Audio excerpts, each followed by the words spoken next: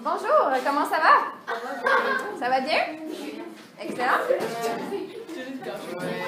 OK.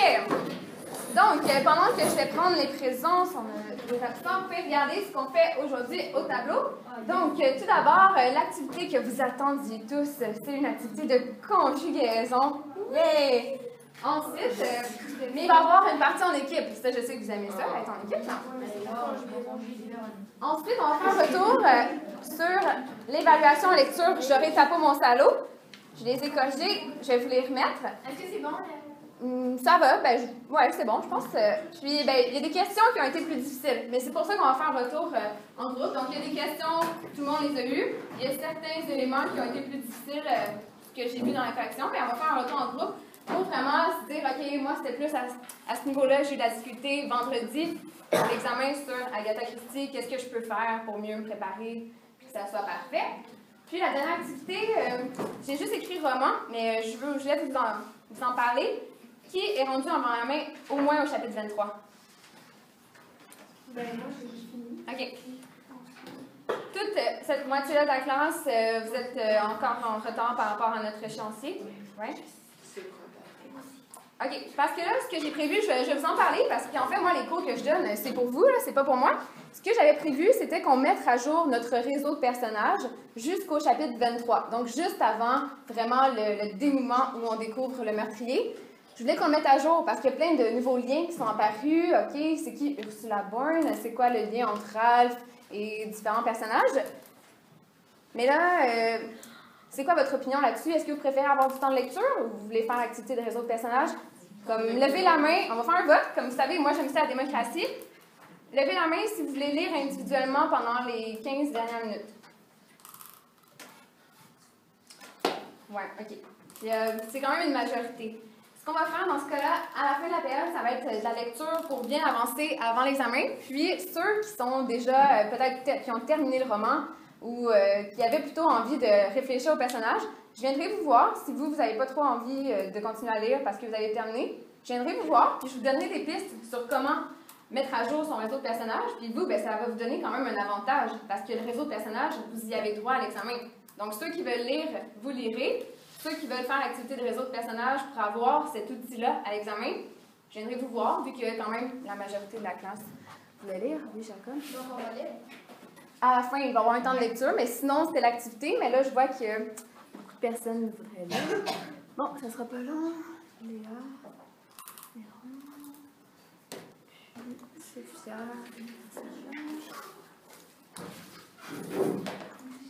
OK. Donc, comme je vous disais, votre activité préférée aujourd'hui, je le savais bien, ce serait une activité...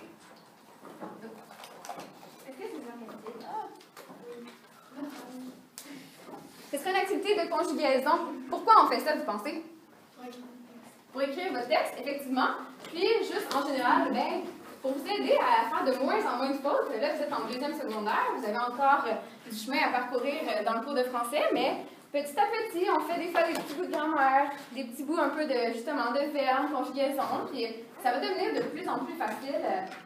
Et c'est ça notre objectif.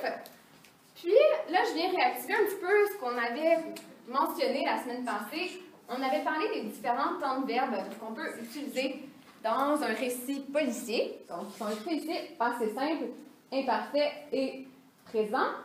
Qui se rappelle à quoi ça servait? On les avait notés. À quoi ça sert ces différents temps-là dans un récit? Le passé simple, Laura? Ou un autre? Ben, le passé simple, c'est quand il raconte l'histoire, puis c'est comme pas une action. C'est une action. Mettons qu'on fait une phrase avec sa prête. L'homme échappa à son crayon. Échappa, ça serait du passé simple. Dans ce cas-là, c'est ça, c'est une action. C'est une action. Donc, le passé simple, vous allez l'utiliser pour vos actions. L'autre côté, l'imparfait, ça sert à quoi? Oui. Décrire les descriptions, un peu les états. On pourrait dire l'homme gisait au sol. Il n'est pas vraiment en train de faire une action, il n'a pas échappé quelque chose, il n'a pas crié. C'est un état. Ça pourrait être souvent le verbe être. Il va toujours être presque à l'imparfait dans vos productions écrites. C'était une belle journée. C'était tatati tatata. Excellent. Puis le dernier, présent, je suis sûre que vous le savez. Oui.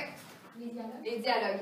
Parce que si nous, on raconte une histoire comme si elle s'était déjà passée, nos personnages, eux, ils sont en train de la vivre. Donc, quand ils se parlent, évidemment, ça va être au présent. Donc, c'est bien. Je vois que vous en rappelez encore un peu ce qu'on avait dit. Puis là, avant de vous lancer avec un exercice que je vais vous passer, je veux juste qu'on se remette tous dans le bain du passé simple. On sait à quoi ça sert. On a dit aux actions. Mais est-ce qu'on sait comment l'écrire? Oui, on va vérifier. Donc, il y a comme 3 sortes de verbes. Si vous savez, il y a les verbes en ER. Ceux-là, il y en a beaucoup. Après, il y a les verbes en IR, comme finir. Puis, il y a les autres, si on veut. Donc, si on commence avec ER, je vais voir si vous vous rappelez de vos terminaisons. Trouver. Si je voulais l'écrire au passé simple, je vais vous laisser réfléchir quelques secondes, tout le monde, parce que je vois déjà qu'il y en a qui ils s'en rappellent du passé simple, mais ça sonne comment, du passé simple? Ça sonne vraiment laid. Ça sonne vraiment laid. Là, j'ai 2 mains, mais je vous laisse quand même 5 secondes. Je veux voir plus de personnes qui se rappellent, ça ressemble à quoi? Je trouvais au passé simple. Trouva. Trouva, on pourrait dire il trouva. Ouais. Ah, je ouais, j'ai trouvé, puis en passant, en fait, j'ai oublié de vous donner ma consigne, mais ça, je voudrais que vous le notiez, parce qu'après, on va faire une activité de conjugaison. Donc, sortez une feuille mobile.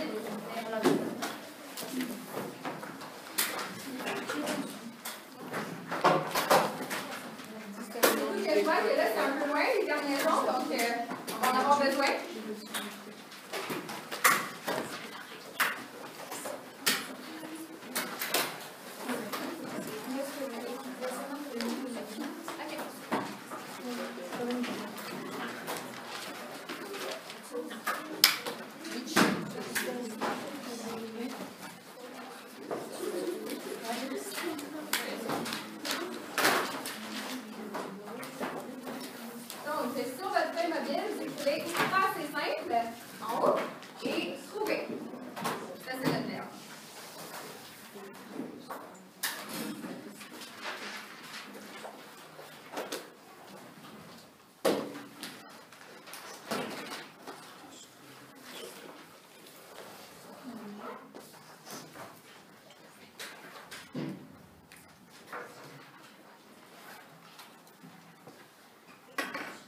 C'est simple.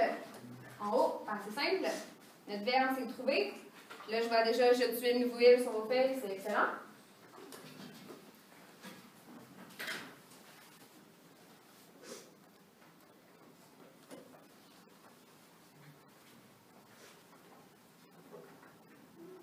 Donc là, Mathis Kim, il nous a dit trouva. Il ne savait plus trop nécessairement à quel pronom ça allait, mais il savait que ça sonnait souvent comme ça, le passé simple. Effectivement, on pourrait dire « il trouva un objet ». Ensuite, c'est Jacob, je pense, ou Laura qui nous a dit « trouver »,« je trouvais ». C'est vrai que ça sonne un peu étrange, c'est rare qu'on dise ça, mais au passé simple, c'est un peu comme ça qu'on l'aurait dit. Là, je pense, Jacob, tu voulais nous dire pour le « nous » et le « vous ». Oui. Ça serait quoi? Ben, nous trouvons. Ouais, nous trouvâmes. Ça, c'est bizarre. Trouvâmes avec un accent circonflexe. Trouvâtes. Et vous trouvâtes, je vais vous l'écrire. Encore avec un accent. Ça, c'est vrai que ça sonne bizarre. Nous trouvâmes et vous trouvâtes. C'est pas très bon. Maud, tu en avais un autre? Ils trouvèrent. Oui, ils trouvèrent. On peut l'ajouter. Ils au pluriel. Trouvèrent des indices. Puis le petit dernier? Ben, des deux. Oui. Tu trouvas. Avec un S, comme toujours pour le dessus. Je laisse quelques secondes pour l'écrire. Ça, c'est nos verbes en ER. C'est la grande majorité des verbes. Il y a beaucoup de verbes qui sont en ER. Donc là, vous l'avez sur votre feuille. Toutes vos terminaisons des verbes en ER, ça va être ça. AI, AS, A, AM, AT et R. Mais le nous et le vous, Est-ce que quelqu'un a déjà utilisé ça dans sa vie? Non. Ah oui, nous trouvons le rabais au magasin. J'ai jamais utilisé ça. Je trouvais cet objet, ouais.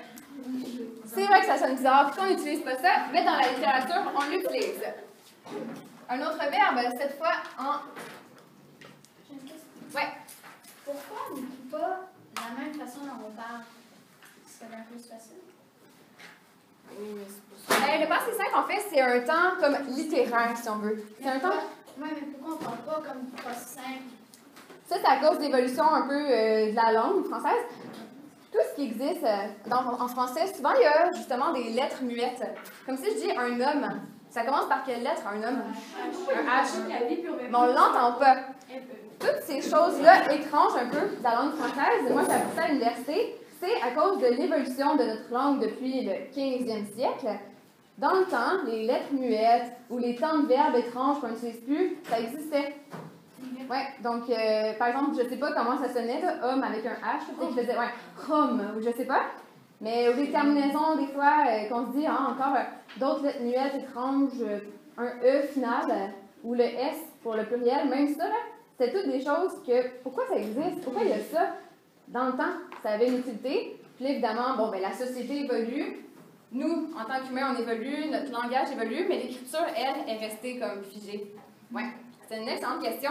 Donc, deuxième verbe, vous pouvez faire une ligne, c'est les verbes en ir, finir.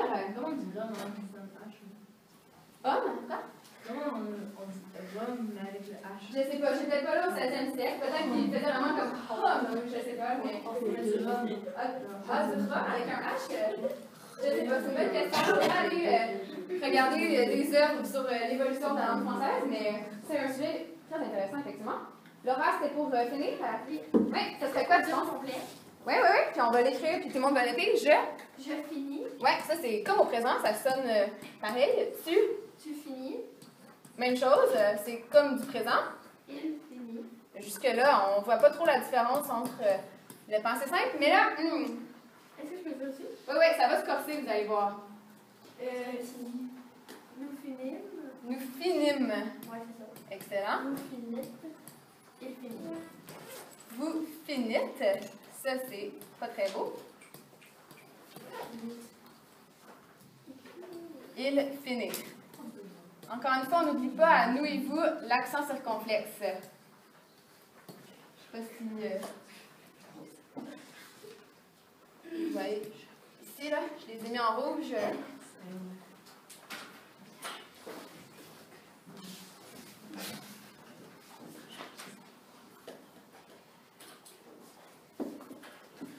Donc, encore là, tous les verbes en IR qui ont comme partie présent sans, ça c'est un peu bizarre parce qu'il y a plein de verbes en IR, ils ne sont pas tous avec ces terminaisons-là, mais tous les verbes que tu peux dire finissant, ok? Ça va être ça nos terminaisons. Donc, IS, IS, IT, IM, IT et IR. Puis, on va revenir à l'autre verbe que j'avais mis, c'était mourir. Celui-là aussi, vous voyez, c'est un verbe en IR, mais il y a une autre terminaison. Quoi? Oui. Donc, encore là, on va voir vos connaissances. Yoann? Je mourus. Oui, super. Je mourus. Puis le dessus, ça serait la même chose, n'est-ce pas? Je suis mouru. Tu mourus. Ça ne se dit pas, je suis mouru. Effectivement. Je suis. Mais pourquoi mourir? C'est je suis mort. Oui, c'est je suis mort. Ça, c'est je mourus. Il n'y a pas de suis là-dedans. Ben, on ne l'utiliserait pas. Là, on pratique nos terminaisons. Ça, c'est un peu hors contexte. Ensuite, il, ça va ressembler pas mal. Ce serait quoi la petite différence? Mouru. Puis à place? Avec un T.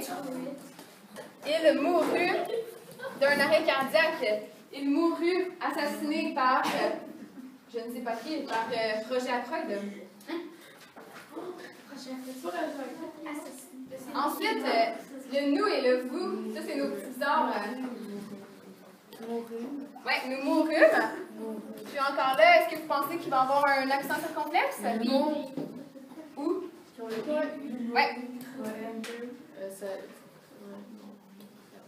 Nous mourûmes. Vous mourûtes. Ça sonne un petit peu bizarre. Et il, au pluriel, ça serait quoi?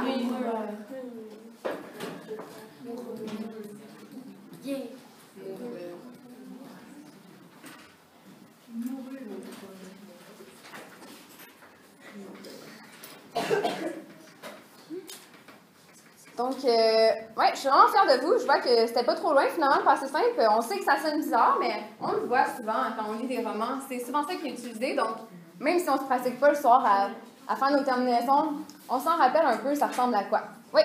Je sais pas si c'est parce que on en parle à l'école de ça, mais je vois qu'il y a beaucoup de verbes au passé simple dans ces livres à comparer à d'autres machines. Oui, bien, c'est pas tous les livres non plus qui sont au passé simple. Il y a certains auteurs qui décident d'écrire leurs livres au présent, tout se passe au présent. C'est un peu des différentes modes, un peu des choix d'auteurs. Mais là, c'est vrai que maintenant qu'on en parle, sûrement vous avez plus remarqué ces petits verbes-là au passé simple dans votre roman parce qu'on est plus au courant, c'est de ça dont on parle. Donc, excellent, on est prêt pour notre exercice. Je vais vous passer une feuille. Donc, ce qu'on va faire pour la première moitié de la période, c'est cette feuille-là. Vous pouvez voir, elle a un recto et un verso. En premier, on va faire le recto. Ça va être la petite partie individuelle parce que je veux vraiment vérifier que toutes les voix là, que je n'ai pas entendues jusqu'à maintenant, est-ce que vous comprenez aussi? Donc, cette partie-là individuelle, on va la corriger. Et ensuite, le verso, ça va être en équipe. Puis ça va être aussi des trucs de conjugaison. Donc, je vais vous passer ça. Oui. Ah. OK.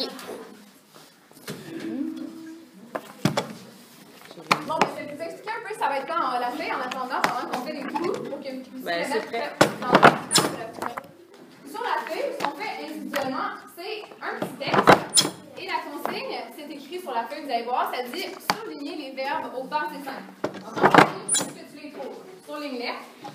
Ensuite, il y a un tableau en dessous. Je veux que tu viennes les remettre dans la bonne catégorie de verbes. Est-ce que c'est des verbes avec telle sorte de terminaison? Oui, bien, on fait encore. Puis, juste en 5e secondaire. Puis, après, je veux que tu complètes le tableau.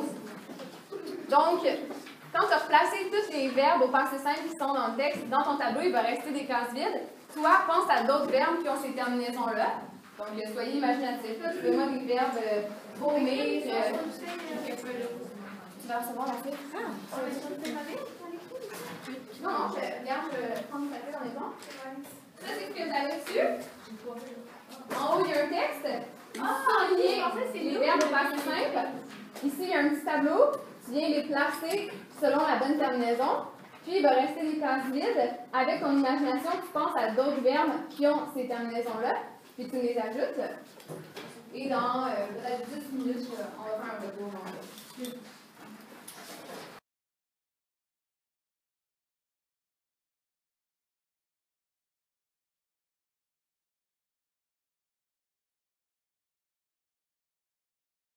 Donc, ce que ça dit, élucider des meurtres, consulter des dossiers d'enquête, trouver des indices sur les scènes de crime, interroger des suspects et identifier le coupable. Ça, c'est ce que vous allez faire sur Internet. Puis, c'est ça. Pourquoi on fait ça? C'est pour vous donner plein d'idées, pour commencer à vous inspirer, pour vous montrer tous les exemples d'indices qu'on peut trouver, des exemples de questions dans un interrogatoire. C'est ça l'objectif aujourd'hui. Donc, je vais vous présenter les différentes enquêtes que vous pourrez faire. C'est pas très long, ça prend peut-être quelques minutes chacune. Ça dépend en fait, ça dépend du chemin que vous prenez puis des questions que vous posez aux différents suspects. Donc, la première enquête, de quoi ça parle? C'est un meurtre dans un café étudiant. Un étudiant s'est effondré lors d'un spectacle au café étudiant du cégep de Ville-Marie. Donc, si ça t'inspire, tu pourras cliquer sur celle-là quand on va être rendu sur les ordinateurs. Le deuxième cas, l'assassinat à la librairie. La propriétaire de la librairie aux pages cornées est retrouvée sans vie dans sa boutique.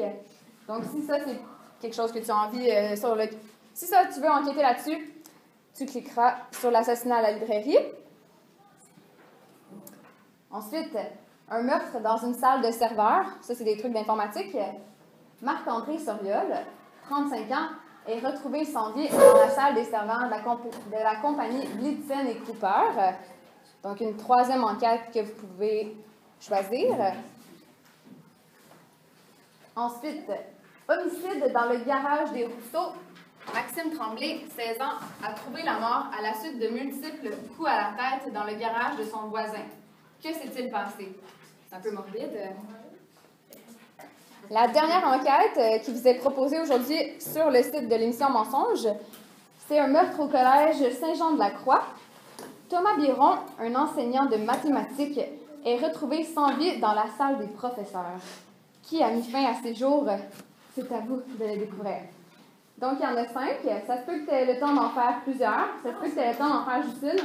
C'est ça, ça dépend vraiment comme du petit chemin que vous allez prendre dans le petit jeu d'enquête. On a combien de temps? Vous allez avoir peut-être... Non, on a d'autres choses malheureusement à faire, mais vous allez avoir 30 minutes, peut-être? 30 minutes, ouais, environ. Donc, c'est quoi les éléments que je veux que vous regardiez pendant que vous jouez? En premier, ça c'est comme sur le site, j'ai fait une capture d'écran de ce qui est en haut, puis je l'ai mis en 2 photos. En premier, la première étape, c'est le dossier d'enquête. Donc là, tu vas analyser ce dossier-là, tu vas prendre connaissance des faits. La deuxième étape, après dans le jeu, c'est la scène de crime. Ça, la scène de crime, dans notre structure du récit policier, vite comme ça, là. Est-ce que vous vous rappelez c'est à quelle étape qu'on découvre la scène de crime? Plus au début ou plus à la fin? À la fin, au début. Au début. Au début, ça s'appelait comment? La première étape de la structure du récit policier. Il y a un petit mot plus... quoi? La situation? Initiale. Excellent. Donc là, c'est ça, ce qu'on fait aujourd'hui, ça sert aussi à faire des liens avec notre théorie. Donc, structure du récit policier, quels liens, où vont chaque chose dans notre structure. Donc, on a vu situation initiale, la scène de crime, ça serait là-dedans pour votre production écrite. Après, généralement, on avait l'élément déclencheur qui était l'arrivée de l'inspecteur. Aujourd'hui, c'est vous. On a ensuite une analyse des indices. Ça serait dans quelle étape de notre structure du récit policier? L'enquête. Excellent. Donc, tout le développement de votre texte, il va y avoir plein d'indices à analyser. Puis l'interrogatoire aussi, ça va être dans la section enquête dans une structure de récit policier. Puis ensuite, donc on a vu situation initiale, élément déclencheur, enquête. Il reste 2 petites sections dans notre structure de récit policier. Je laisse 5 secondes tout le monde, je veux vraiment que vous fassiez tous les phrases pensées. Après l'enquête, quand tout est fait, ouais, vous l'avez entendu? Le dénouement, excellent. Et la situation finale, super. OK, donc c'est ça. Ça se peut que vous ayez le temps d'en faire plusieurs, probablement. Ça va être levier et 50. Je vais vous laisser jusqu'à E25. Jusqu'à E25 pour faire ces petits jeux-là. Donc, les écouteurs, vous les mettez parce que, justement, c'est ça, il y a des interrogatoires, il y a des bouts de dialogue. Si tu n'en as pas, mettez le volume, mais pas trop fort, juste pour ne pas déranger tout le monde. Donc, voici l'adresse que vous pouvez entrer sur Internet. Donc, à partir de maintenant, vous pouvez aller sur l'ordinateur.